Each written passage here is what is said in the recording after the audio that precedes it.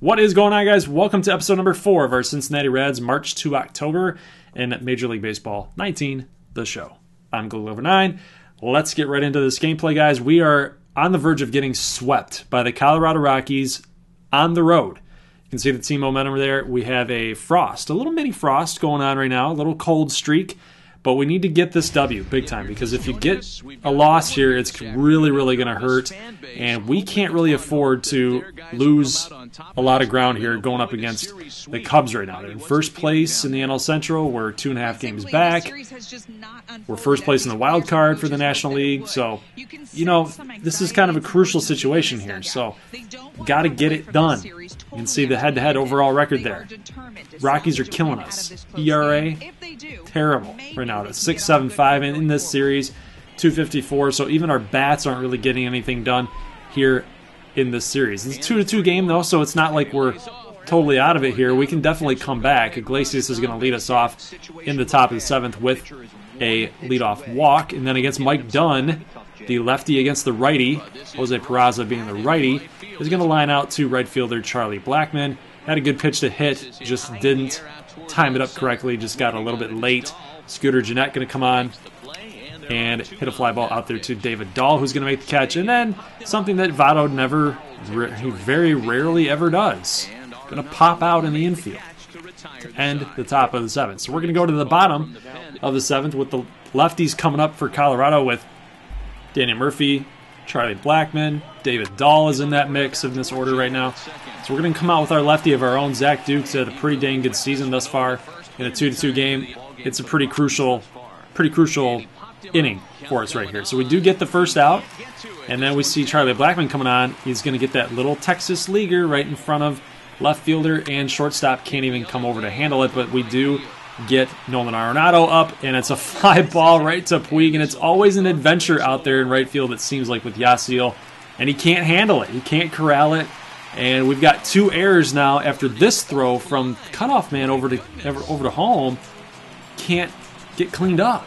So the score decision there is only on the error for E9, but it's 2 errors. It's 2 errors right there on that play, so it's going to lead us to have to walk Trevor Story to get a bases loaded situation. David Dahl's coming up. We need a ground ball. Quick throw to home, possibly. If it's a ground ball to short, quick throw to home. Ground ball to first, you're going 2 anyway. Turn it second to first. Whole lot of options here, but it's force out at any base. It's going to be crucial that we get a ground ball here. We don't want a fly ball. We don't want a base hit. And we do get that ground ball. Dahl over to Votto, back over to shortstop Peraza, but look at this. What a great play out there by Joey Votto with the glove. And, I mean, that's 2 back-to-back plays by Votto right there on the ground. Wow. Really, really good glove work right there by Mr. Joey V. So, we hold it. We hold it to 2-2. Top of the 8th here, Sang-Won Oh going to come on for the Rockies to relieve, and Matt Kemp is going to reach first base with a walk. Scott Schebler coming on with 295 batting average. He's having himself a pretty darn good season. Not so much in real life, though. Real life, I think he's kind of struggling. Last time I checked. So against this matchup, the lefty against the righty, I like it. Schebler's got some power in this game. You know, you got to utilize it here when you can, and it's going to ground out into a double play. So Schebler and Kemp and the Reds are done for the top of the 8th. Let's go to the bottom of the 8th now. We got Michael Lorenzen coming on against Ian Desmond. And an 0-2 count. Lorenzen going to flip up that fastball. He's going to get a ground out right there for the first out of the inning. So here's Chris Iannetta going to actually strike out against Lorenzen's curveball. That 12-6 movement just had him looking, man. It was really good pitch right there by Lorenzen. It's really nice to see him kind of take that extra step, that leap forward, so to speak. So here's Raimel Tapia for the Rockies, pinch hitting in this situation for the pitcher. And he's a guy that's got some wheels. I mean, we got to really make sure that we don't get a ball down the corners, down the lines, or in the gaps with this guy, because, I mean, he could turn that into a triple, but right past Suarez at third, he can't handle the line drive right at him, so it's just going to be a single, but now we've got to worry about the stolen base right here. Lorenzen tried to sneak that curveball right by him, but Nothing doing. So in the 2-2 count, Tapia not moving. Fastball out there to the outside and low for Garrett Hampson, one of the Rockies' top prospects here. So we do get that curveball again. Ooh, man, that is a nasty pitch by Lorenzen, and Hampson's going to strike out. So we're going to go to the top of the 9th now, and Yasiel Puig hits a line drive. This thing was a rocket, but Ian Desmond's going to make the play out there at center field. Pitcher spot is coming up in the top of the 9th here with 2 down, and we're going to go ahead and pinch hit for the pitcher spot, Blake Trahan.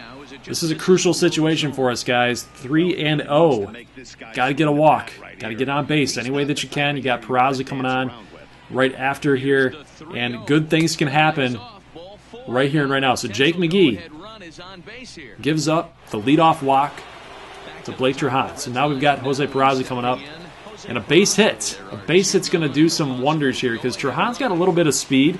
You know, he can turn a single into a first and third situation, but oh, Peraza leaves a slider, a hanging slider right there down the middle. I think we were just looking fastball right there. I know we should probably be turning on that, but at this stage, you've got a runner on base here. You've got 2 down.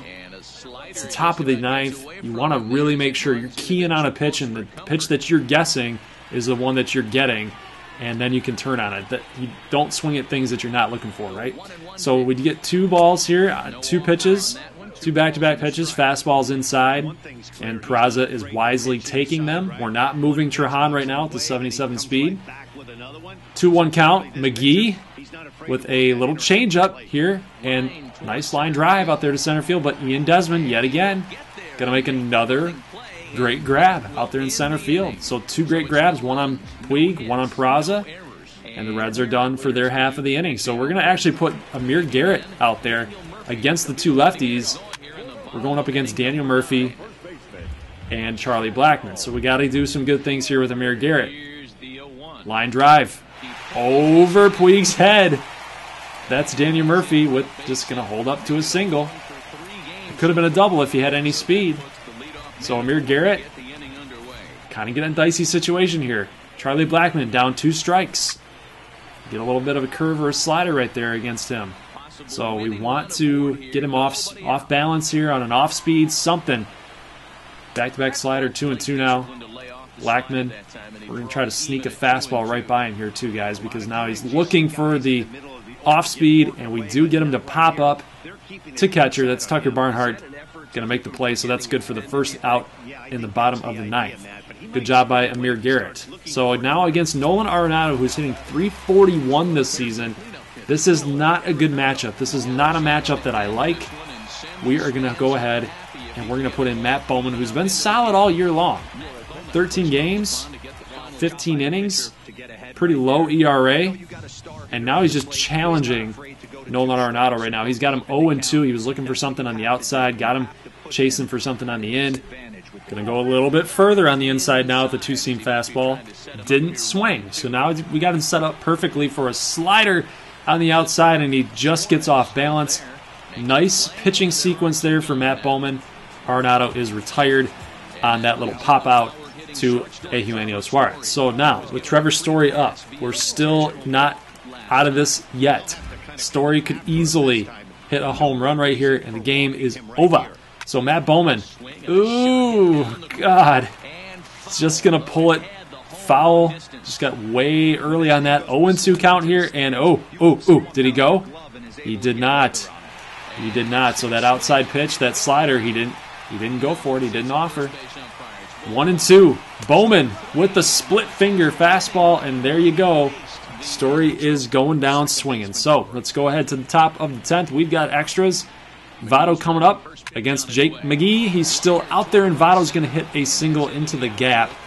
But Ian Desmond, he's actually turning out to be a pretty good center fielder in today's game for some reason. I didn't know he was that good defensively out there at center field. Converted from shortstop, first base to center field. So this single by Suarez is going to move Votto over to third.